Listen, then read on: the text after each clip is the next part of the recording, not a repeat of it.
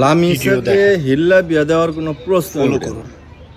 এইটা তারা দুইজনে কোর্ট ম্যারেজ করে এবং কাজীর অফিসের মাধ্যমে বিয়ে করছিল। তাদেরকে বল প্রয়োগ করে তাদেরকে আলাদা করা হয়েছে। মেয়ের পরিবারের পক্ষ থেকেই হোক, যে কোনো কারণেই হোক, তারা তো চায় নাই যে তারা হইলো তালাক দিবে।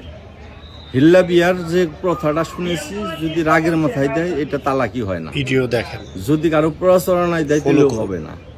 যদি মনের থেকে এমন কোন অপরাধ করে বসে, সে যদি মন থেকে দেয়া ফেলায় সেটার একটা বিষয়, এখানে মন থেকে আসে না।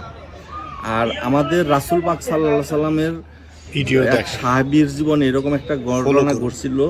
তার স্ত্রীকে, তার বিবিকে তালাক দিয়েছিল। পরে রাসূল পাক সাল্লাল্লাহু আলাইহি সাল্লামের কাছে যখন আয়েশা ঘটনাটা বলল, তখন সে এমন একটা পদক্ষেপ নিল যেন ভবিষ্যতে আর কোনো মুসলিম নর নারী এবং তার কোনো উম্মত, ইসলাম ধর্মের অনুসারী, তারা যেন কোনো আর তালাক না দেয়।